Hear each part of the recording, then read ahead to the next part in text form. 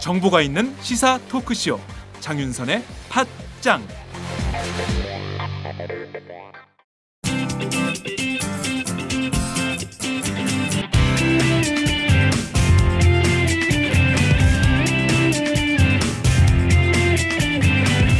군인권에 대해 무엇이든 물어보세요. 임태훈의 군인권 119.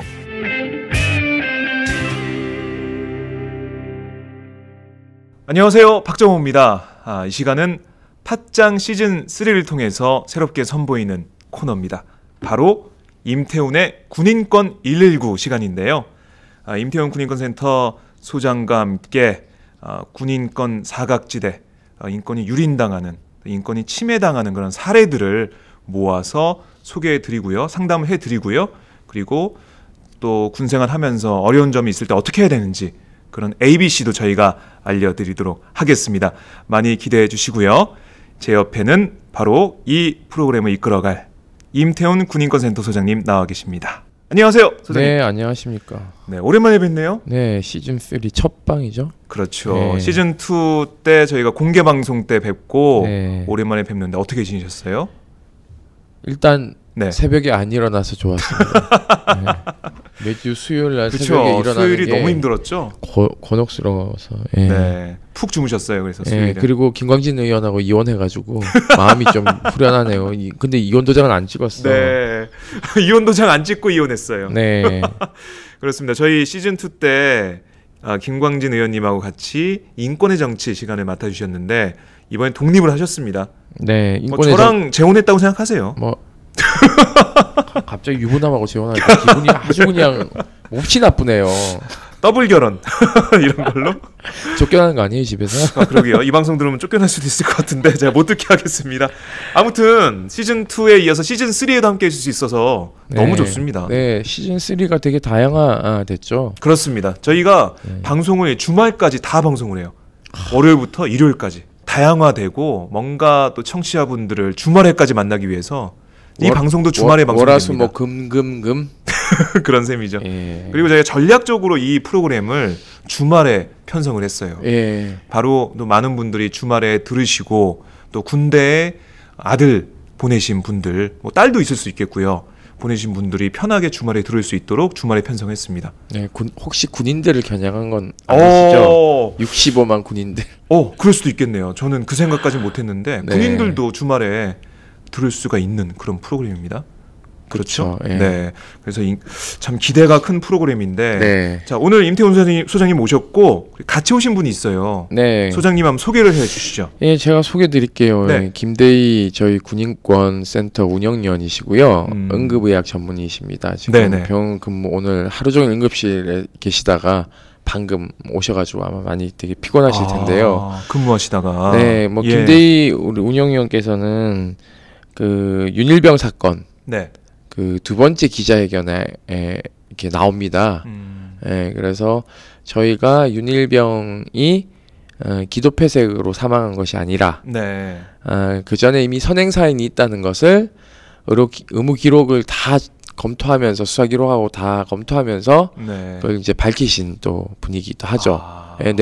뇌진탕 소견 내지는 다른 선행사인에 의해서 이게 사실상 이 음식물이 들어가서 네. 이 기도에서 이렇게 기침을 해서 빼내야 되는데 보통은 그게 이제 이루어지지 않았기 때문에 네. 미리 이 사망에 대한 이 기도 폐색이 이루어지는 데 있어서의 원인이 다른 데 있다라는 것을 폭로하면서 네. 윤일병 사건이 거의 이제 국민의 공분을 그렇죠. 더 많이 샀던 네. 그런 데 역할을 하신 분이에요. 큰 역할을 해주셨네요. 네네. 네, 지금 나와 계십니다. 김대희 군인권센터 운영위원이시고요.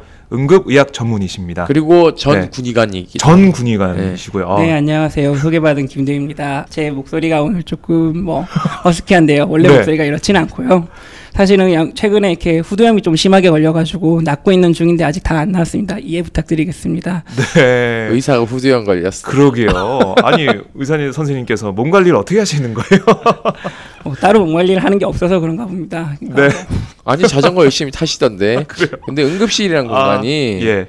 이게 정말 생활이 불규칙한 곳이거든요. 그래서 밤에 12시 넘으면 환자들이 마구 밀려 들어와요. 그렇기 때문에 고생 많으시죠. 예, 그래서 몸 관리를 할 수 없는 그런 예, 상황이군요. 그렇기도 하고 또 요즘 다 저기 그 전문의를 뭐 피부과, 성형외과 돈 되는 데 가지 이렇게 뭐 예방의학, 뭐 응급의학 뭐 예. 이런 데 안 가려고 그래요, 잘. 아, 그렇군요. 저는 오늘 목소리 듣고 깜짝 놀랐어요. 왜 이러실까 놀랐는데 정말 그렇게 힘든 고충이 있었군요. 저도 요즘 환절기라서 저도 목이 좀 안 좋거든요. 코가 좀 많이 막히고 하는데 오늘 좀 목소리가 좀 허스키하지만 오늘 또 활약을 기대하겠습니다. 네, 잘 부탁드리겠습니다. 좀 이해 좀 부탁드리겠습니다. 네, 청취자 여러분들의 이해를 많이 부탁드리겠습니다. 자, 군인권 119 정말 119 이 번호에 모든 게 담겨 있다고 생각합니다. 네. 정말 우리가 119를 부를 수밖에 없는 상황. 하지만 군대에서는 정말 인권 침해나 인권 유린의 그런 사례가 많은데도 속에만 담아두고 있는 그런 경우가 많아요. 그래서 계속 가혹행위를 당하고 뭔가 인권이 침해당하는데도 속으로만 앓고 있는 상황. 이런 상황들 저희가 속 시원하게 풀어드리기 위해서 이 방송을 기획을 했는데 자 먼저 저희가 한번 사례를 한두 개 정도 보면서 얘기를 좀 할까요? 아니면 먼저 우리가 겪을 수 있는 그런 사례들을 뭔가 저희가 넓게 좀 얘기를 좀 할까요? 그 우선은 뭐 많은 이 부모님들이 네. 군대 자식 보내고 여러 가지 걱정들을 하는 가운데 네. 아프면은 애가 어떻게 될까? 아프지 말아야 되는데 이런 게 또 하나 크게 작용하고 있죠. 그렇죠. 군대에서 아프면 정말 서럽고 저도 이제 군대를 다녀왔지만 아프다고 해서 누가 챙겨주는 사람이 없어요. 뭐 집에 있으면 부모님이 챙겨주기도 하고 여자친구가 챙겨주기도 하고 그럴 텐데 정말 군대에 있으면 혼자 앓는 거죠. 그리고 침낭 뒤집어 쓰고 누워 있거나. 이제 뭐냐면 이제 사실상 이 부모님들 입장에서는 자식을 군대 보내면서 더 이렇게 마음이 불안한 그렇죠. 그런 군대 거죠. 자식 보낸 그 부모님 그쵸. 마음 정말 그리고 또 불안하죠. 하나는 이제 뭐 아픈 것도 아픈 거지만 또 잘못돼 가지고 연구 장애를 입고 오지 않을까. 이런 이제 걱정들도 많이 합니다. 그래서 실제로 육군훈련소 저희 앞에 캠페인 하거나 이러면은 부모님들이 입영식 끝나고 나오는데 다 눈이 네. 퉁퉁 부어서 나와요. 맞아요. 그게 이제 함축적인 의미겠죠. 네. 예. 저는 제가 울었어요 군대 갈 때. 너무 슬퍼서 군대 가는 게. 부모님은 안 오시고.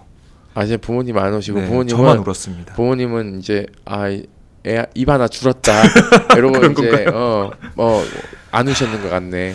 그러게요. 왜 안 오셨을까? 그게 안 궁금해지는데요. 안 울어가지고 혹시 운 거 아니에요? 그랬나요? 굉장히 슬프더라고요. 엄마한테 가서 네. 계모 아니야 이런 거 아니에요? 저 각기역으로 돌아섰는데 슬펐던 기억이 있습니다. 자, 지금 군인권센터에서 의료 관련 상담을 하신다고 들었는데요. 네, 그렇습니다. 어떤 상담이 제일 많이 들어오나요? 워낙 다양한 상담들이 들어와가지고 특정화하기는 힘들지만 크게 나누면 아픈데 네. 아프다고 얘기를 했을 때 잘 받아들여지지 않는다. 그다음에 민간병원을 이용하고 싶은데 잘 이용할 수가 없다. 혹은 내가 그 치료를 받고 나서 병가나 휴가 이런 것들 네. 이런 것들에 대해서 어떻게 되냐 이런 것들에 대한 궁금증도 있고 여러 가지 유형들이 한꺼번에 들어옵니다. 사실 군인권센터에 들어오는 상담 중에서 네. 한 3분의 1 정도는 의료 관련이라고 생각하시면 될 정도로 많은 양이 들어오고요. 많은 부분을 차지하네요. 네. 네, 상당히 많이 차지합니다. 그렇죠. 아플 때 이걸 어떻게 처리해야 될지 이게 제일 크잖아요. 네. 낯선 곳에 가서 생활하다 보니까요. 그러니까 군대에서 의료를 이용함에 있어서 저는 군의 부조리한 면이나 군 의료 시스템의 나쁜 점이 6이라면 네. 4는 군 의료 시스템에 대한 이해 부족에서 온다고 생각을 합니다. 이해 부족이요? 네. 어떤 면에서 그런 거죠? 그러니까 군 의료 시스템은 이게 민간 의료 시스템이랑 전혀 다르거든요. 그러니까 주치 제도를 바탕으로 해서 네. 아프면 가서 만나야 되는 의사가 정해져 있고요. 부대마다. 내가 지금처럼 목이 아프다. 그럼 어디 가시죠? 이비인후과 가세요. 그렇죠. 예. 뭐 배가 아프다? 내과 가신다고요. 네. 그런 식으로 골라가는 게 일반 병원이죠. 일반의 예. 민간에서는 일반 국민들 사이에서는 너무나 당연한 거죠. 네. 근데 군대는 목이 아파서 가든 배가 아파서 가든 머리가 아파서 가든 만날 수 있는 사람은 군의관 한 명이에요. 아, 그래서 주치 제도라고 그렇죠. 말씀을 하시는 일종의 거군요. 주치 제도 같이 형성이 되어 있는 거죠. 약은 다 똑같은 건가요, 진짜?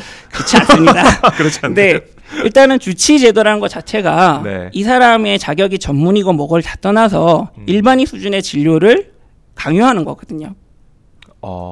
왜냐하면 주치 제도라는 것 자체가 아프다고 해서 갔을 때 각과 전문의를 만날 수 있는 제도가 아닌 거죠. 그럼 보통 그 네. 부대에 있는 그 주치의는 네. 그 군의관은 어떤 정도의 의료 지식을 가지고 있는 건가요? 전부 다 전문입니다. 전문이요? 거의 90% 80%는 전문입니다. 아, 그러면은 어떤 자기만의 주특기가 있는 거죠. 근데 의료에 문제는 관련해서. 뭔가 하면 예. 뭐 안과 전문의도 있고 비뇨기과 전문의도 네. 있고 그런데 각 부대를 맡고 있기 때문에 안과 전문의 입장에서 보면 내과 환자나 뭐 아니면 이비인후과 환자가 오면 당연히 네. 전문성이 떨어질 수밖에 없죠. 그렇죠. 그건 당연한 일이죠. 당연한 거죠. 네. 그러니까 설계 자체를 그렇게 해놓은 거거든요. 그럼 이거부터 좀 문제가 아닌가요? 그런데 이거를 예. 해결하려면 예를 들면 가장 많이 수요가 있는 정형외과 군의관을 엄청 많이 채용해야 돼요. 그러니까 그런 불가능하거든요, 문제가 있군요. 사실상. 그러니까 뭐 주치의를 본다고 하면 사실은 뭐 내과나 가정의학과나 이런 큰 걸 보는 과들이 많아야 되는데 네. 일단은 군의관 육성 시스템 자체가 군대에서 하는 게 아니라 네. 민간에서 전문의를 딴 혹은 일반의를 딴 의사들을 네. 징병제로 채용을 하는 거거든요. 저도 군의관을 다녀왔지만 저는 국방의 의무를 위해서 다녀온 것이 거기 취직했던 게 아니거든요. 네. 그렇기 때문에 민간에서 필요한 수요만큼이 의사가 되고 전문의가 돼 있고 그 중에 일부를 차출하는 거기 때문에 군의 입맛에 맞게 주치의를 볼 수 있는 많은 그런 군의관을 양성할 수도 없고 데려갈 수가 없는 거죠. 예를 들면 시스템 문제가 있네요. 그러니까 예를 들면 네. 이런 겁니다. 이제 한 해 이제 전문의들이 이만큼 배출이 되면 이 예를 들어 100명이 배출된다라고 네. 하면 이 100명 중에서 모두 이 100명이 국방의 의무를 하러 그 군의관이 되는 건 아니에요. 그러니까 소위 말해서 이제 공보위라는 제도도 있단 말이에요. 네. 그러니- 공보위요? 그럼 예. 어떤 거죠? 그러니까 보건소에 있는 그러니까 100명 정도라고 하면 한 2대1 비율 내지 3대1 비율로 공보위가 많아요. 한 2대1 비율 정도가 돼요. 그러니까- 군대 가는 것보다 공보위를 하겠다. 그러니까 네. 공보위도 이제 일종의 대체 복무 형태로 군 복무를 대신 하는 거죠. 뭐 낙도라든가 시골이라든가 이런 데도 다 네. 보건지서 의사가 있는데 이것도 다 대체 복무 형태로 데리고 가는 거기 때문에 그렇군요. 몰랐던 일- 사실입니다. 네. 저는. 정말로 한 3분의 1밖에 안 되는 의사들이 그중에 또 여자 의사 빼고 그다음 군대를 다녀와서 의사 면허를 딴 사람 빼고를 해서 그 사람 중에 골라서 군대에 데리고 가야 되는데 네.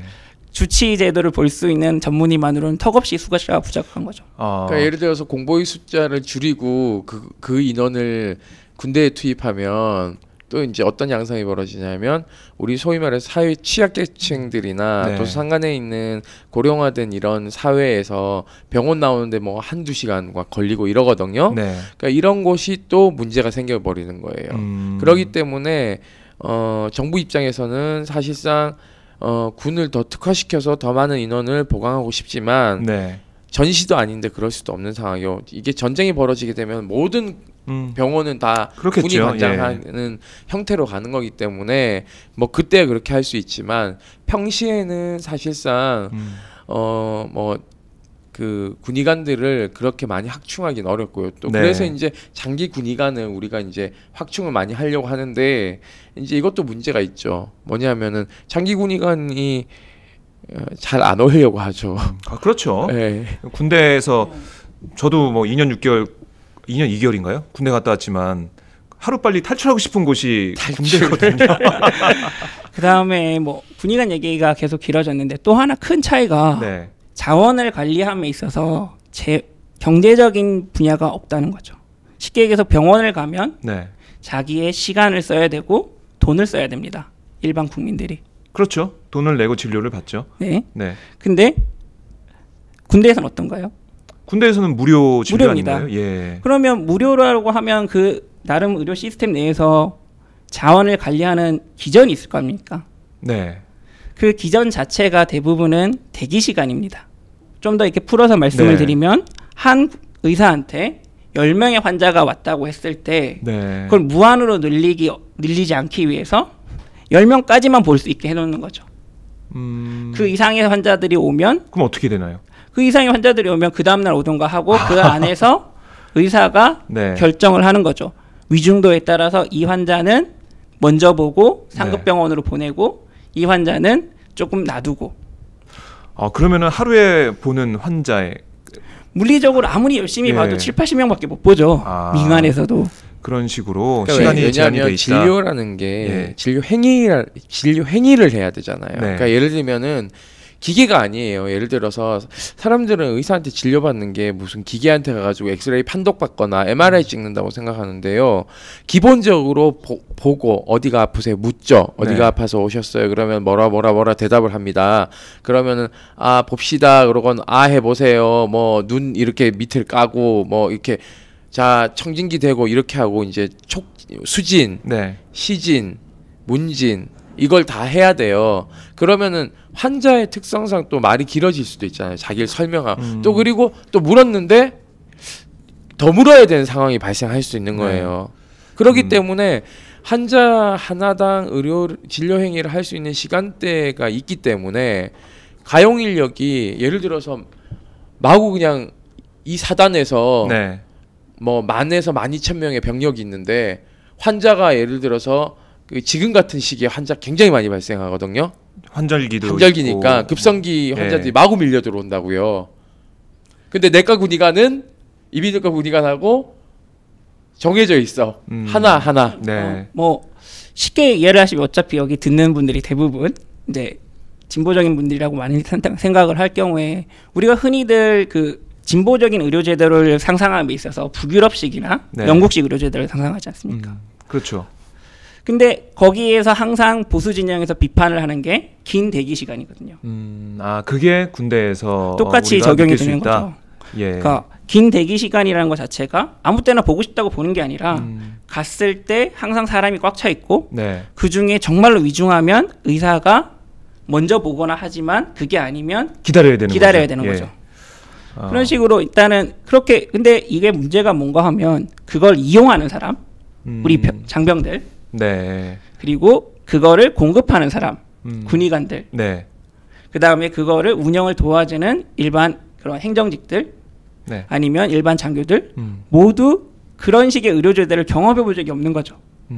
그래서 거기에서 오는 뭐 불편함 설계는 그렇게 돼 있는데 그걸 아무도 경험해 보지 않은 상태에서 딱 제도적 설계만 그렇게 돼 있으니까 공급자도 불편하고 군의관들도 그 다음에 이용을 하는 장병들도 불평불만이 쌓이고 이걸 해결해 줘야 되는 일반 제3자들도 전혀 이걸 어떻게 해결해야 될지 모르니까 이 서로에 대한 불신이 점점점 커져가는 거죠. 그런 시스템적인 문제가 있네요. 그러니까 뭐 군 자체의 부조리도 분명히 많이 있는데 그게 정말 6이라면 사는 무지에서 온다고 봅니다. 저는 정말로. 그러면 뭐 이건 시스템은 뭐 당장 바꾸기는 어려운 거잖아요. 그렇죠. 그렇기 때문에 뭐 저는 항상 이렇게 상담이 들어올 때 얘기를 하는 것 중에 하나가 그런 식으로 이렇게 영국식 모델이나 북유럽식 모델이랑 비슷하게 돼 있지만 안 돌아가는 데서 오는 현실적으로 작동이 안 되는 데서 오는 그런 부분이 있다. 그거는 조금 이해를 하고 그 이외에 이상한 부분이야 그 이외에 부조리하거나 이런 부분에 대해서만 제가 말씀을 드리겠습니다. 이런 식으로 항상 설명을 그런 식으로 하거든요. 상담을 그러니까 팟짱을 계기로 해서 좀 설명을 덜 할 수 있으면 좋겠네요. 아니 그런데 지금 말씀하시면서 목소리가 돌아오고 있어요. 네, 맞아요. 야, 이 팟짱 효과인가요? 계속 얘기하세요. 목소리가 나아서 가는 거예요. 우리 선생님의 목을 치료해주고 있어요. 팟짱이. 감사합니다. 치료 방송 무슨 이 사이비야 이거 약파도 아니고 치료해주고 있는 것 같아. 그러면 저희가 뭐 하나 정도 사례를 한번 직접 한번 보고 얘기를 한번 해볼까요? 어떤 사례가 있었는지 군인구센터에서 들어왔던 사례 중에 제가 하나 읽어보겠습니다. 익명으로 처리를 하고요. B병사라고 하겠습니다. B병사가 지난해 11월에 작업 도중 어깨를 다쳤습니다. 부대 내에서 치료를 지속적으로 받았지만 상태가 좋아지지 않았고요. MRI를 찍어본 후에 부대에서는 6개월 정도 근육 운동 치료를 하라고 했습니다. 그래서 이 병사는 휴가 당시 군의 MRI 진단 결과를 가지고 민간병원에 갔어요. 그런데 민간병원에서는 급하다면서 수술을 권했습니다. 그래서 이 병사가 부대에 병가를 신청해서 3월 후에 그래서 이 병사가 부대에 병가를 신청해서 수술을 받았어요. 그리고 2주간 치료를 한 뒤에 부대에 복귀했습니다. 수술한 병원에서는 그 민간 병원에서는 물리치료 등의 재활훈련이 필요하다고 했는데 부대의 군의관은 부대 내 자체적인 재활운동 프로그램을 진행하면서 상태를 봐주겠다고 했습니다. 그래서 이 병사가 소속된 부대 내 군 병원에서는 물리치료를 할 수 있는 기구가 없대요. 근데 세상에 이럴 수가. 기구도 없는데 이 부대 내에서 재활운동 프로그램 하자? 좀 이상한데요. 그래서 물리치료를 지속적으로 받기 위해서는 어떻게 해야 하나? 뭐 이런 상담 사례가 들어왔는데 좀 이상해요. 물리치료 받을 게 없는데, 받을 기구가 없는데 물리치료를 부대 내에서 하자? 이걸 보시면 뭐 여러 가지 지점들이 있을 것 같아요. 이제 사례를 조금 하나하나 차근차근 보겠습니다. 네. 그러면 분명히 사례자는 부대에서 다쳤다고 했습니다. 그렇죠. 그리고 작업 도중 어깨를 다쳤고 MRI를 찍어본 후에 군병원에서 6개월 정도 운동 치료를 하면 된다는 판정을 받았다고 했죠. 네. 근데 휴가 때 나와서 민간에 그 MRI를 가지고 가니까 민간에서는 수술을 하자고 급하다고. 그 진단이 달랐던 거네요. 부대 그렇죠. 내에서와 민간 병원에서와. 주로 그러면서 이제 군에 대한 군 의료 측에 대한 불신이 가장 많이 쌓이는 지점입니다. 이 부분이. 그렇죠. 네. 왜냐하면 군에서의 진단명과 군 밖에서의 진단명이 다르거든요. 다르다. 예. 근데 똑같은 MRI를 받고요. 해석이 달라지는 거죠. 그리고 군대 내에서 군의관도 정형외과 전문의, 네. 영상의학과 전문의가 봤을 테고 밖에서도 경외과 전문의, 영상의학과 전문의가 봤을 거라고요. 네. 그럼 이게 왜 이렇게 되냐? 이게 가장 많은 불평 중에 하나인데요. 사실은 이 부분을 조금 이해하려고 하면 제가 또 이렇게 강연 때 말씀 잘 드리는 건데 네. 군 의료 시스템은 절대로 독립적으로 있는 게 아니에요. 그렇기 때문에 민간과 함께 있다고요. 민간과 함께. 예. 네. 그러면 군에 있는 사례자가 밖에 나왔습니다. 네. 그러면 밖에서 봤던 의사들, 전문의 선생님들은 어떤 인센티브가 있을까요? 환자를 많이 볼수록 좋을까요? 적게 볼수록 좋을까요? 밖에서요. 밖에서. 많이 볼수록 좋겠죠. 그렇죠. 네. 안에는 아무리 그래도 적게 볼수록 좋을 거고요. 네. 왜? 어찌됐건 그 대기 시간이 기니까. 일의 강도도 네. 있으니까. 일을 하고 싶어하는 사람, 예를 들면 군의관 같은 경우는 경제적 인센티브가 없기 때문에 네. 그야말로 확실하게 수술할 경우가 아니면 네. 안 하거나 오히려 과소할 가능성이 존재하고요. 네. 민간에서는 이 환자를 수술을 해야지만 본인들의 수익이 창출이 되기 때문에 과대하게 좀 이렇게 진단하는 경우가 있다. 그러다 보니까 예. 언제나 이 방향성이 언제나 일치합니다. 그러니까 군에서는 과소하고 민간에서는 과대하게 되는 거죠. 네. 그런데 병사들 같은 경우에는 우리 장병들 같은 경우에는 진단명을 받아야지만 쉴 수가 있죠.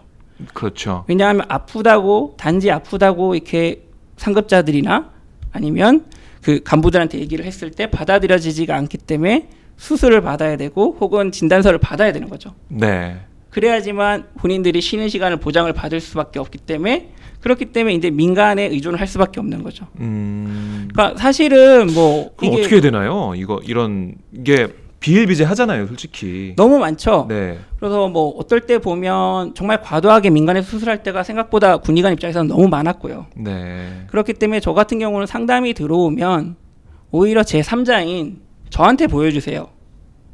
저희 센터로 보내주십시오. 그러면 저희가 제3자 입장에서 다시 MRI를 판독하거나 군인권센터에서 판독해 그렇게 보겠다. 하겠습니다 해서 예. 하는데 그렇게 해서 상담이 들어온 걸 봐봐도 사실은 약간 아까 그런 면들이 그대로 확인이 됩니다. 민간 병원에서 좀 과하게 나가는 그렇죠. 부분이 있다. 왜냐하면 특히 예. 이제 대부분의 경우 민간 병원에서는 요즘 막 의료 영리화가 가장 심하게 진행되는 부분 중에 하나가 전문병원이지 않습니까? 네. 근데 이게 대부분 근골격계 질환이라고요. 정형외과 아니면 신경외과고.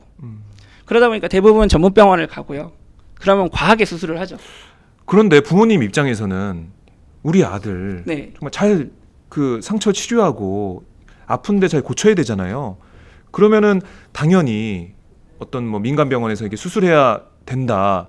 수술을 하면 뭔가 더 잘 될 것 같고 그런 느낌이 있어서 하게 되는 것 같아요. 네, 사실 그 젊은 청년들, 네. 뭐 청년들에게 뭐 여성 남성 다 포함한 청년들에게 수술이 그렇게 좋은 경우는 생각보다 많지 않습니다.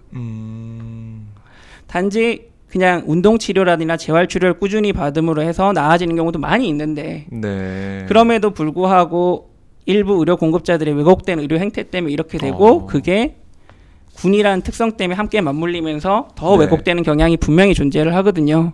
그렇기 때문에 가장 중요한 거는 군대 내에서 치료를 잘 받을 수 있게 개입을 하셔야죠. 군대 내에서요. 네. 근데 야. 그러니까 뭐 무조건 민간으로 나온다는 게 좋은 게 아니라 군대 내에서 내 자식이 혹은 내 가족이 혹은 내 친구가 뭐 여기서 잘못된 게 없나 혹은 이런 데서 뭔가 이렇게 부당한 대우를 받고 있다고 하면 거기에 대해서 개입을 해야 되는 거지만 네. 그게 아니라 무조건 민간으로 나온다는 거는 대부분의 경우는 좋지 않습니다. 그러니까 네. 민간으로 나오려고 하는 것은 이제 요즘 대부분 그 의료 실비보험을 가입을 하고 군대를 가요. 네. 그렇기 때문에 본인 돈이 들어가지 않는 지점이 있죠. 그러니까 본인이 이제 예를 들어서 이게 이렇게 한절 진료했는데 이게 굳이 뭐 이렇게 그 외진을 가지 않아도 되거나 또는 수술을 하지 않아도 되는 것들인데 네. 이제 나가게 해달라, 무조건 나가게 해달라라고 얘기하는 경우들이 있어요. 그래서 저희가 의료 관련돼서 인권 실태 점검할 때 군의관들이 약간 자괴감에 빠지는 부분이 나도 전문의 있다고 왔는데 못 믿는다. 군 의료 체계는 못 믿는다. 설명을 다 했대요. 이렇게 예. 설명을 아주 상세하게 앉혀놓고 환자가 다 밀려 있는데도 또 따로 불러서도 얘기를 했는데도 불구하고 그 얘기는 안 듣고 저 내보내주세요. 나갈래요. 이렇게 이제 얘기하는 거죠. 근데 나가는 게 두 가지 목적이 있어요. 네. 물론 굉장히 본인이 봤을 때 굉장히 의사가 본인이 예를 들어서 중이염을 앓고 있는데 의사가 꾀병이다 그러면서는 나가 이렇게 얘기한 경우도 있어요. 군의가 잘못한 경우도 있습니다. 예를 들면 그렇게 자살한 경우도 있으니까요. 그런데 병증에 대해서 설명을 다 해주고 그래 너 말도 맞는데 이렇게 해보는 게 어떨까? 그러니까 의사는 무조건 수술만은 권하진 않습니다. 그러니까 저도 이렇게 통풍이 있어서 네. 진료받으러 가면 어떤 데 가면요 여기 수술해야 된다라고 얘기하는 병원이 있어요. 바로 메스를 들이대는 경우들은 제가 봤을 때는 영리 목적일 가능성이 높아요, 사실. 그렇기 때문에 군에서도 네. 그러한 이제 서로의 불신이 있으니까 이렇게 그게 잘 없어지는 것 같아요. 네, 군 그렇죠. 의료에 대한 불신. 네. 아까도 말씀드렸다시피 이게 민간의 의료 체계가 왜곡이 안 돼 있으면 좀 그나마 나은데 민간 의료 체계도 지금 너무 영리화가 심한 상태에서 네. 이렇게 군 의료 체계는 민간 의료 체계에 영향을 받을 수밖에 없으니까 더욱더 왜곡이 되는 거죠. 아까 실비보험 말씀하셨는데 실비보험 가입률이 20대에서 보면 군대를 오면 더 늡니다. 네. 저는 안 들고 왔었는데. 그때는 없었나요? 그때는 없었죠. 네. 뭐 한 60% 저희가 실태 조사했을 때 60%대가 실비보험을 가입하고 들어옵니다. 네. 뭐 나가서 이제 진료를 받겠다 이렇게 주장을 할 텐데 그럼 이 병사 같은 경우는 어떻게 되나요? 물리치료를 할 수 있는 기구가 없다. 근데 물리치료를 계속 받아야 된다. 병원에서 받으라고 했다. 그런 부분에 대해서는 이제 얘기를 해야 되는 거죠. 네. 병가를 안 내더라도 외진 형태로라도 더 큰 병원에 가서 국군 병원 내에서도 네. 수도병원에 이런 것처럼 물리치료 기구가 있는 데가 당연히 있고요. 그런 데서 치료를 받고 싶다. 혹은 이런 거는 그런 부분에 대해서는 이제 그 해당 부대 간부님이나 네. 아니면 부모님께서 개입을 해서 시정 조치를 할 수가 있죠. 만약에 이거 물리치료를 받아야 되는데 이런 진단이 있잖아요. 몇 개월 물리치료 받아야 된다. 이게 있는데도 부대에서 안 된다. 부대 내에서 뭐 해라. 이렇게 하면 이게 잘못된 거죠. 그렇죠. 뭐 부대 내에서나 아니면 그런데 문제는 물리치료를 받고 싶어하는 병사들이 워낙 많은 거죠. 근데 네. 물리치료를 그 기구가 있는 의료기관 자체가 상대적으로 적기 때문에 언제나 이런 아까 말씀드렸다시피 대기 시간이나 이런 네. 걸로 인해서 항상 이렇게 불평불만이 쌓이는 거죠. 그러니까 그런 것도 있고 예를 들면은 이제 민간 병원 같은 경우에는 수술을 하게 되면은 일정 기간 입원하면은 퇴원시킵니다. 왜냐하면 통원 치료가 가능한 네. 시기가 있으니까. 왜냐하면은 그 베드를 계속 차지하고 있을 이유가 없거든요. 네. 그러니까 물론 베드를 계속 차지하고 있으면 돈 벌고 좋죠. 그런데 항상 통원 치료가 가능한 사람들은 빨리 빼야 다른 입원 환자들이 들어올 수 있는 거거든요. 네. 임상 베드는 한정되어 있는데 환자가 계속 누워 있으면 곤란하기 때문에 물론 그런 데도 있죠. 교통사고 나가지고는 주구장창 누워 있는데 요즘 별로 많이 없습니다. 아 그래요? 네. 저 때는 가본 네. 한참 많더만요. 근데 문제는 이제 이런 겁니다. 그러니까 그렇게 해서 통원 치료가 가능해서 물리 치료를 왔다 갔다 하면 되는데 이제 저희들한테 들어오는 민원 중에 뭐가 있냐면 그러니까 너 가서 물건 들면 안 돼. 허리 이렇게 쓰지 마. 무거운 거 들면 안 되고 작업도 하면 안 되라고 군의가 분명히 얘기를 합니다. 그런데 가서 그렇게 얘기를 다 해요. 부대 가서. 네. 그런데 그게 지켜지나요? 일단 퇴원해서 부대 돌아왔으면 얘는 그렇죠. 작업이나 예. 근무가 가능하다는 인원으로 그렇죠. 지휘관 인지하게 돼요. 그러면은 꾀병 부린다고 생각해요. 일 안 하고 있으면 야 너 왜 일 안 해? 라고 이제 찍히게 되는 거죠. 그 저 아파가지고 너 다 치료받고 왔는데 뭐가 맞아요. 너 뭐야 너 그런 경우가 많을 것 이런 같아요. 이런 식으로 정말. 해서 많이 있죠. 옆에 있는 선우님들이 이제 이 바라보는 시각이 이상해지는 거고 지휘관들의 간부들은 저 새끼 저거 큰 시다 와놓고는 예. 저거 와가지고는 또 뺑이 친다 이렇게 이제 인식하는 거예요.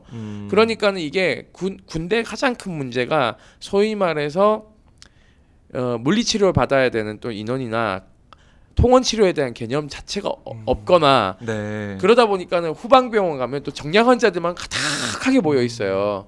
그러니까 말씀하신 대로 정말 부대 복귀해서 치료가 더 필요한 상황인데도 작업 뭐 이른바 뭐 삽질을 해야 되는 상황이 많이 네. 생기잖아요. 네, 그렇죠. 그럴 때는 어떻게 해야 되나요? 그럴 때는 어떻게 그 상황에서 벗어날 수 있나요? 그럴 때는 이제 저는 이제 이른바 편법인데 네. 항상 부모님이든 누구든에게 알려라. 혼자만 끙끙 앓고 있지 말고 알려라. 네. 왜냐하면 대부분의 일선 부대에서 지휘관들의 번호가 보호자나 혹은 가족들에게 오픈이 돼 있고요. 아 요즘엔 그런가요? 네, 그렇습니다. 네. 그렇기 때문에 거기에 대해서 일단 어필을 하는 거죠. 알리고 거기에 대해서 본인이 확실하게 의사를 표명하고 그리고 가족들도 의사를 표명하고 네. 그렇게 해서 알렸음에도 불구하고 안 해주면 그때는 또 이제 제3자인 저희 센터나 아니면 뭐 이런 데에 도움을 청하고 해서 그때는 군인권 119에 연락을 주시면 됩니다. 네, 그렇죠. 네. 그러시면 뭐 적절하게 이제 조치를 취해야 되는 거죠. 사실은 그러니까 뭐 그런 일이 발생하는 것 중에 하나가 뭐 예를 들면 아까 선생님도 말씀하셨지만 맹장염 같은 경우는 민간에서는 이틀 3일이면 퇴원을 하고 네. 그 다음에 물리치료를 받으러 다니죠. 그러니까 소독을 받으러 다닙니다. 그렇죠. 소독만 하면 네. 되니까요. 근데 부대에서는 그렇게 해버리면 어떻게 되느냐. 군의관들도 이렇게 잡고 있을 수밖에 없는 게 네. 가면 힘주다가 실밥이 터져버려요. 그럼 이제 다시 또 수술해야 되는 상황이 발생하는 거죠. 예. 그러니까 그런 거죠. 아프다 혹은 뭐 본인이 얘기하는 거에 대해서 예. 받아들여지지 않는 문화가 제일 크죠. 근데 그게 사실은 뭐 이렇게 일반 간부 네. 이런 사람뿐만이 아니라 병사들 사이에서도 만연합니다. 왜냐하면 지금 보시다시피 일의 편제는 그대로 있는 상태에서 병사들이 줄었거든요. 그렇죠. 예. 그러다 보니까 그 병사가 하는 일에 노동을 대신할 수 있는 사람이 없어요. 그렇죠. 뭐 그 자리에 기계가 들어가서 일하는 것도 그쵸. 아니고 일은 그대로인데 이 한 사람이 빠지면 대처력이 들어오는 게 아니라 네. 남은 사람들이 나눠서 하게 노동 강도가 커지기 때문에 그럼 또 남아 있는 사람대로 막 화가 나죠. 화가 내가 나죠. 이걸 더 해야 돼. 얘는 왜 안 오는 거야? 병원 가서 뭐 그러다가 왔어. 야, 잘 왔다. 야, 너 이거 빨리 해. 네가 더 해. 막 이런 식으로. 그렇죠. 그러니까 뭐 일반 부대에서 보면 절대로 병원에 오래 못 있는 보직이 몇 개가 있습니다. 웃자고 하는 얘기면. 네. 뭐가 있나요? 취사병 혹시? 아닙니다. 아닌가요? PX병. PX병. 네. PX 그 신용카드 계산하고 이거 물품 맞추고 하는 거 할 수가 없거든요. 근데 네. 없으면 불평불만이 엄청 강해지거든요. PX병. 네. 그다음에 CP병이라 부르는 보좌병. 보좌병. 지휘관 보좌병. 지휘관들이 불편하기 때문에. 네. 예. 이 두 개의 보직은 입원을 시키면 난리가 나죠. 난리가 납니다, 정말. 난리가 나죠. 이 민원이 몰랐네요. 예. 그러니까는 이제 민원이 양쪽에서 폭주하는 거죠. 이제 CP병이 없으면 간부들의 이제 이게 폭주하는 거고, 그리고 이 PX병이 없으면 이제 간부와 병사가 다 공이 이제 장병들이 사 먹어야 되는데 냉동식품 돌려야 보통 되는데. 웬만한 부대 PX병에 2명, 1명, 뭐 많으면 3명 이 정도니까. 한두 명 정도예요. 야. 다음은 팟짱 서포터즈 1호 광고입니다.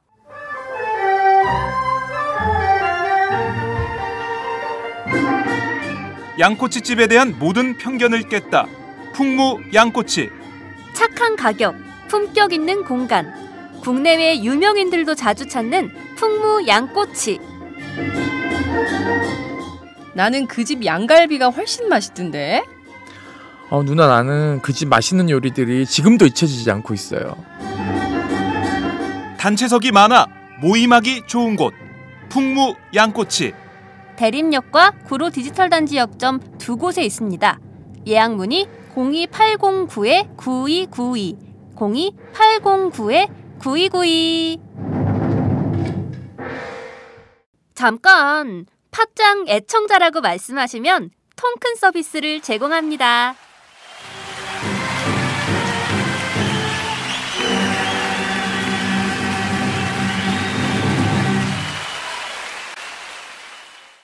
김대현 선생님께서 말씀하신 대로 자기 자신의 상태를 계속 알려야 될 것 같아요. 네. 알리고 병원에서 어떤 처방을 받았고 이런 게 필요하다.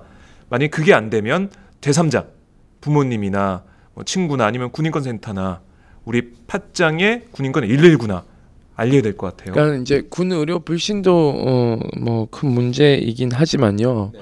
이제 요즘은 그런 경향성이 많이 줄어들고 있는데 우리 사단이나 이런 소위 말해 야전 부대에서 군의관들의 판단을 지휘관들이 가로막는 경우들이 네. 많았습니다. 그러니까 예를 들면은 군의관이 얘 지금 상급병원으로 보내야 된다. 구송해야 된다. 또는 뭐 외진을 보내야 된다라는 네. 결정을 하는데 예를 들면 이런 결정을 해요. 훈련이 내일 모레니까 훈련 끝나고 보내. 이렇게 얘기해요. 그럼 이게 훈련을 끝내고 보내도 될 질병인지 아닌지에 대한 판단은 전문가가 하는 거잖아요. 군의관이 해야 되는 겁니다. 그래서 네.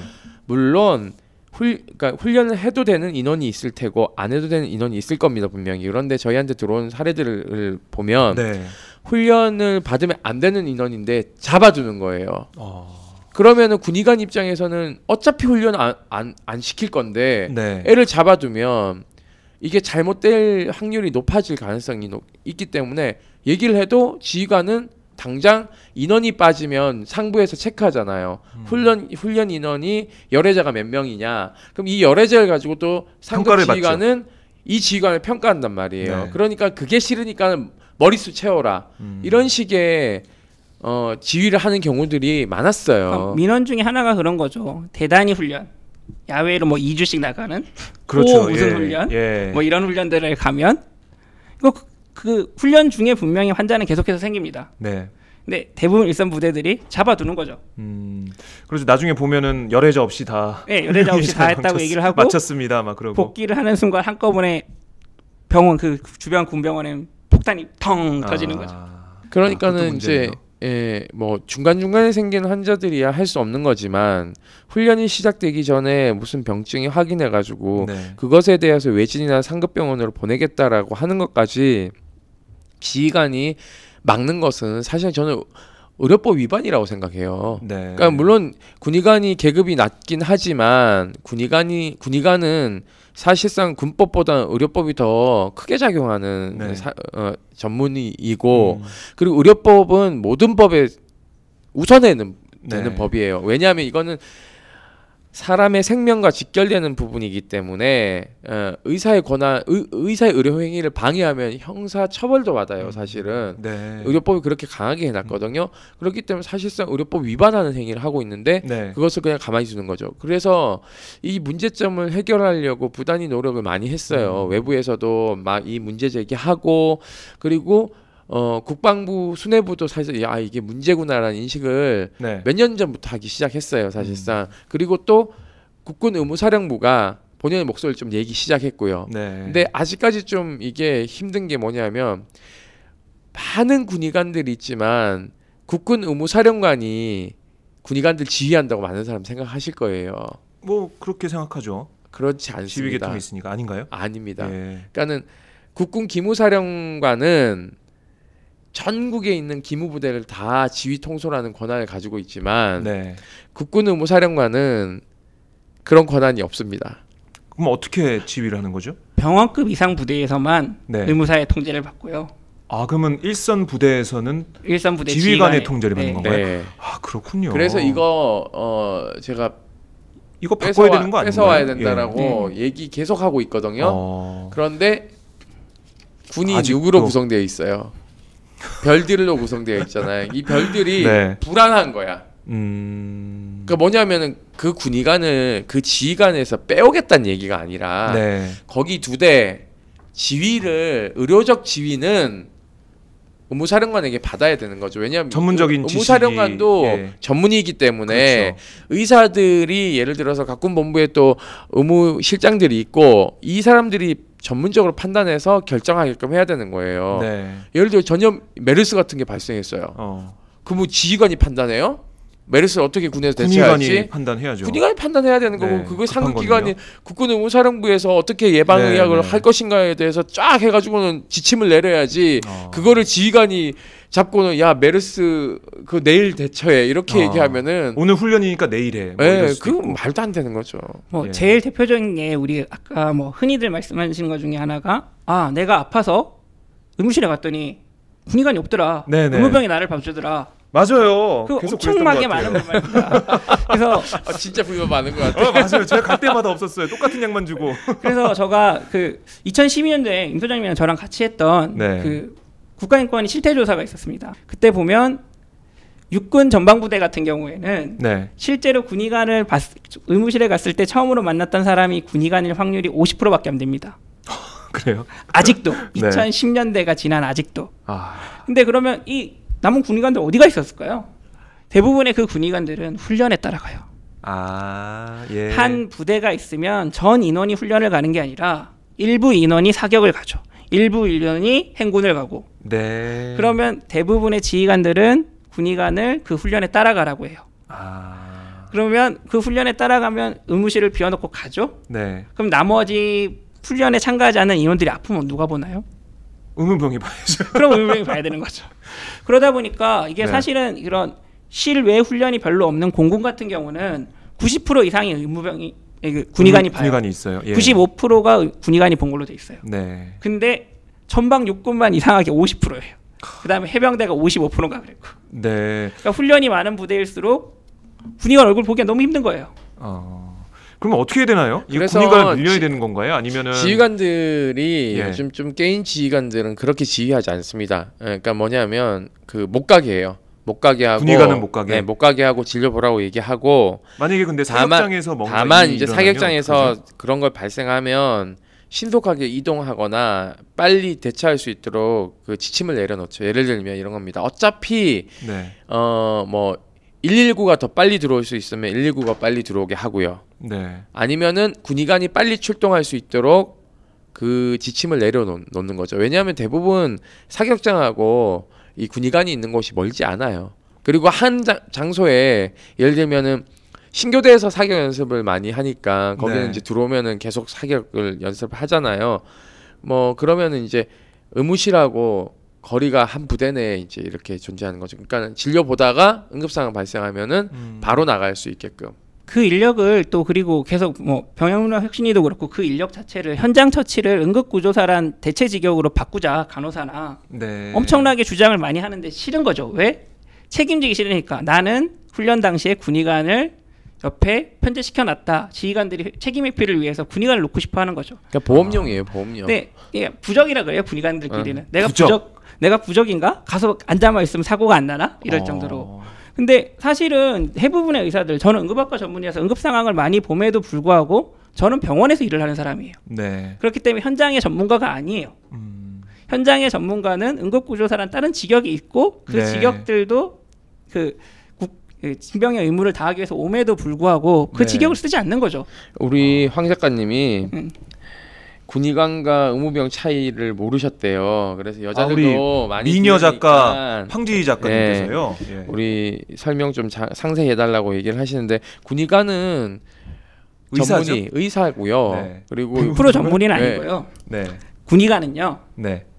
직업 군인이 아닙니다. 직업군인, 그러니까 계급장을 달고 있으니까 직업군인 직업군인은 예. 맞죠. 근데 의무 복무를 하는 직업군인인 거죠. 그러니까 저의 예로 말씀을 드리면 저는 의대를 6년을 나왔고요. 의대 6년 뒤에 수련 인턴이라 부르는 수련이 1년, 네. 전공이 4년에서 5년이 지난 31살에 네. 군대 군대? 국방 의무를 해야 됩니다. 그러면 그 일반 국민들, 남성 국민들이 징병 검사를 받듯이 네. 다 같이 모여서 또 징병 검사를 받습니다. 요즘은 좀 변하긴 했지만 어찌 됐건 징병 검사 결과를 토대로 네. 당신은 공중보건이라 하는 보건소에 가야 됩니다. 3년 동안, 3년 2개월 동안. 네. 혹은 당신은 육군 군의관에 가야 됩니다. 뭐 공군 군의관에 가야 됩니다. 네. 아니면 징병이라 부르는 징병검사장에 가야 됩니다. 이게 정해져서 나오는 거죠. 정해져서요. 네, 자기가 지원하는 게 아니라 정해져서 나오는 거예요. 그러니까는 이제 우리가 징병 신체 검사 받으면 매끈매끈 나오고 네. 그 어느 부대 어디로 입소하라고 나오잖아요. 훈련소에 훈련소에 장소가 입소하잖아요. 나오죠. 여기는 이제 군의학교에 가서 이제 교육을 받고 그리고 저기 또 가서 지금은 괴산. 전투훈련도 받아야 돼요. 네. 그러니까 두 달, 그러니까 딱 처음에 오면 1급부터 3급까지는 무조건 군의관을 갑니다. 네. 그 중에서 일부는. 그러니까 뭐 공보위를 가려면 4, 5급 이상 뭐 이런 식으로 나와야 되는데 네. 하여튼 그런 환자들을 그런 이렇게 징병검사 결과를 바탕으로 통보가 딱 오는 거죠. 근데 대부분의 예. 의사들은 아까도 말씀드렸다시피 보건소를 더 많이 가거든요. 제가 뭐 그냥 재밌는 얘기 해드리면 저는 정말 군의관을 갈 줄 몰랐습니다. 왜냐하면 가기 싫었구나. 그 전해까지 한 해 응급학과 전문의가 20 몇 명이 군인대를 가야 된다고 하면 그 전에까지는 한 해 한 2명 3명 갔거든요. 네. 근데 저 때 갑자기 늘어났어요? 20명으로 는 겁니다. 20명 가까이로. 10 몇 명이 간 겁니다. 네. 그래서 생각도 못 하고 있다가 딱 통보를 받았는데 네. 축하드립니다. 육군 현역입니다. 이렇게 나온 겁니다. 네. 제가 이렇게 보고 멍해가지고 그 몇 번을 클릭했대요. 이게 맞나 안 맞나? 안 맞나. 그래 다시 로그아웃하고 다시 아닐 로그인하고 거야. 그랬대요. 설마 이거 오류야. 내가 그 한 명이 들 리 없어 이러면서. 네. 근데 나중에 보니까 10몇 명이 와서 그 정도면 들만하지.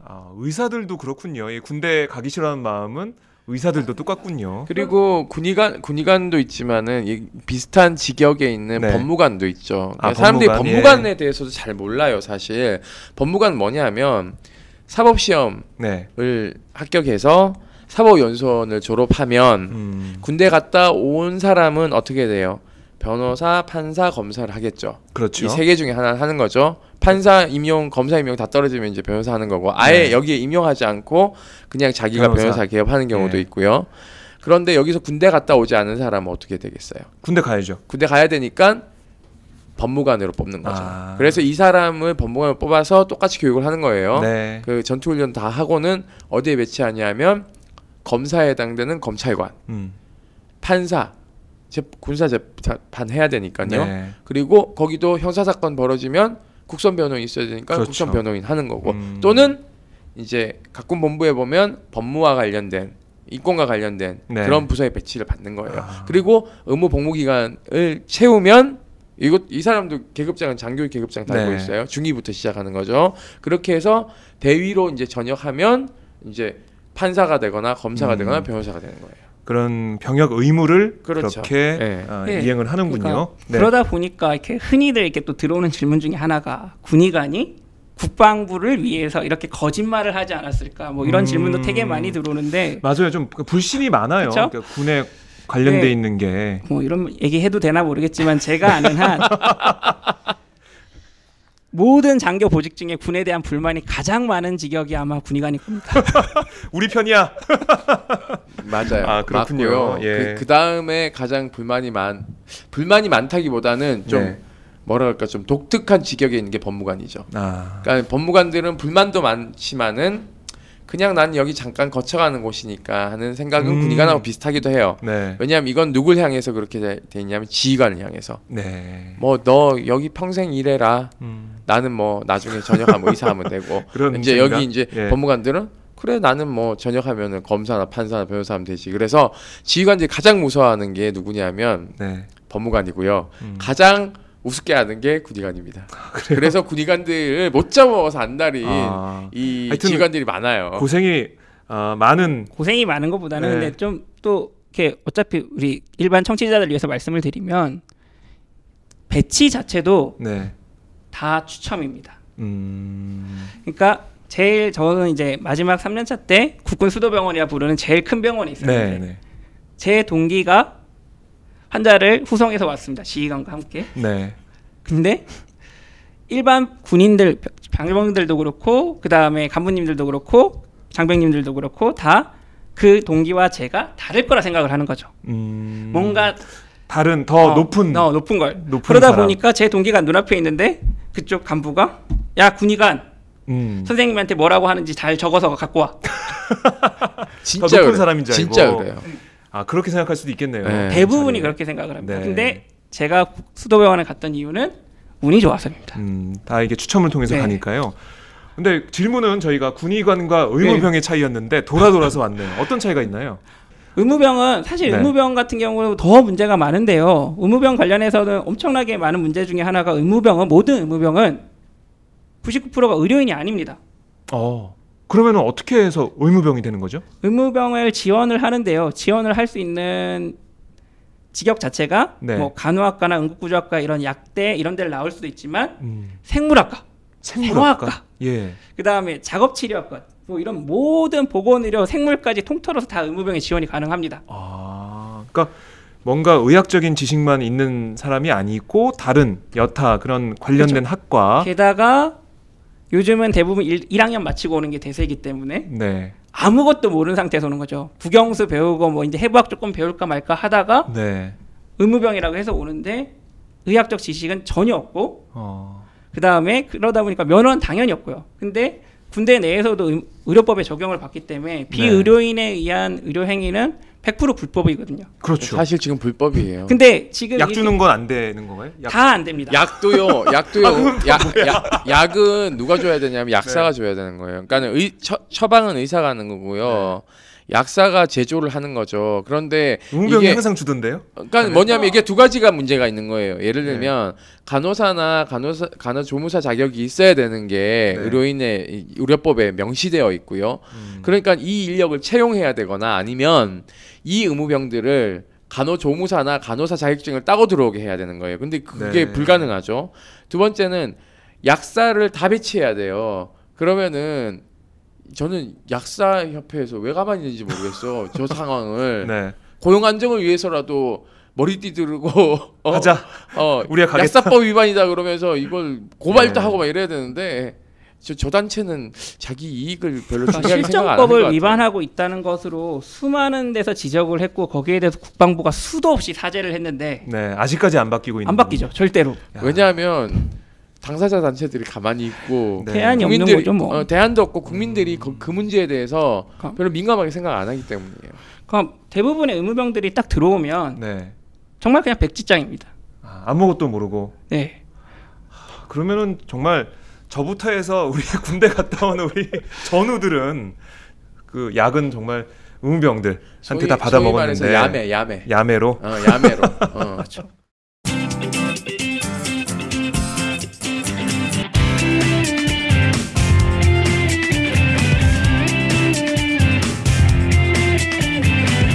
군인권에 대해 무엇이든 물어보세요. 임태훈의 군인권 119.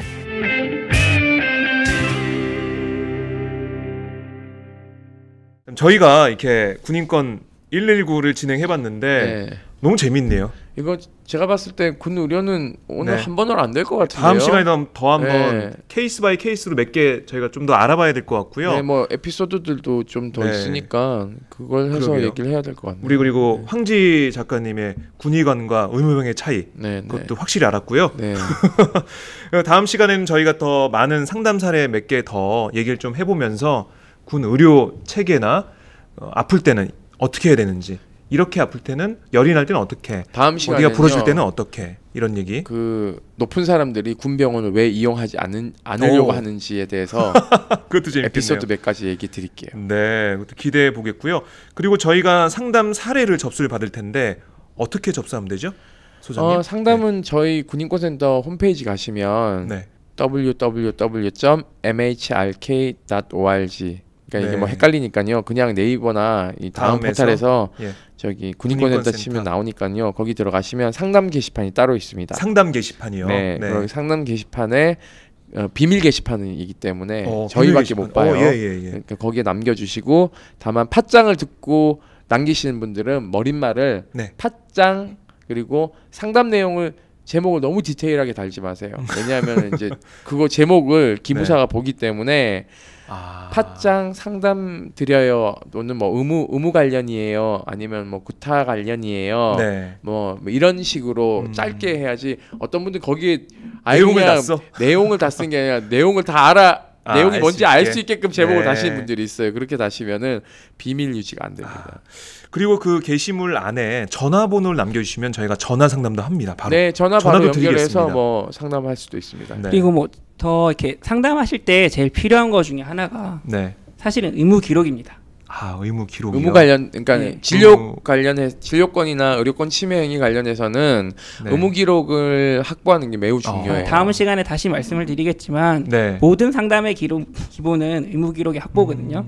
그러니까 뭐 상담을 요청하실 거면 최소한의 의무 기록을 확보하신 다음에 그걸 바탕으로 저희한테 네. 상담 요청을 해주시면 더욱더 이렇게 원활하게 진행이 될 것 같습니다. 알겠습니다. 예, 오늘 첫 시간 정신없이 달려왔는데 우리 김대현 선생님은 목소리가 다 나았어요. 감사합니다. 네. 덕분에 목소리가 많이 좋아진 것 같습니다. 저희가 팟짱에서 치료를 해드렸고요. 저희는 의료행위 그 면허가 없는데 어떡하죠?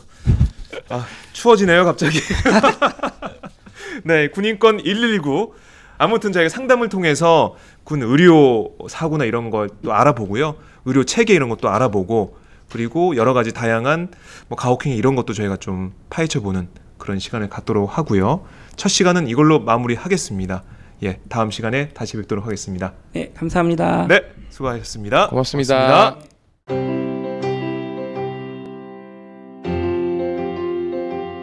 보통 오마이뉴스를 생각을 하면 쉽게 접하지 못하는 좀 더 정확하고 보다 정의롭고 또 저희가 꼭 알아야 하는 그런 그 소식들을 전해준다는 그런 기대가 있습니다. 그래서 오마이뉴스 기사를 받으면 또 보게 되면 이제 사람 냄새도 나고 또 우리가 어떻게 살아야 하는지 좀 더 의식도 되고 또 다시 저를 돌아보는 기회도 되고 그래서 이제 너무나 감사하게 생각을 하고 있고 또 이런 그 기사뿐만 아니라 젊은이들의 어떤 그 문화 활동 그러나 이제 그 문화가 순수하게 어떤 무슨 레저나 이런 것이 아니고 좀 더 우리가 그 바르게 그 세상을 살아갈 수 있는 그런 그 길을 좀 제시해주는 그런 문화를 쉽게 그 저희 삶 속으로 가져다주는 그런 그 좋은 역할도 해주시기 때문에 그런 기대도 함께 하고 있습니다. 그래서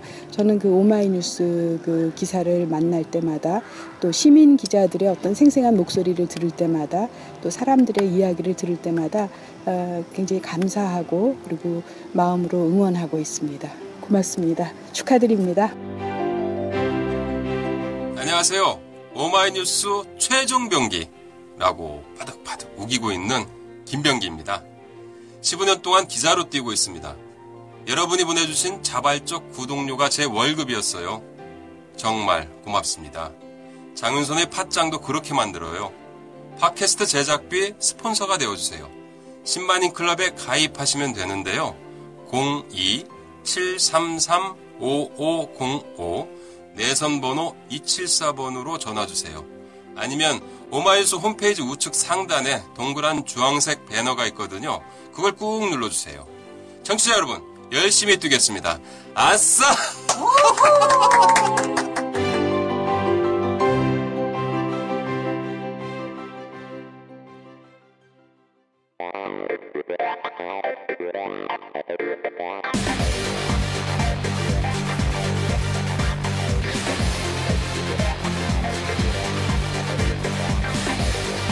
정보가 있는 시사 토크쇼 장윤선의 팟짱.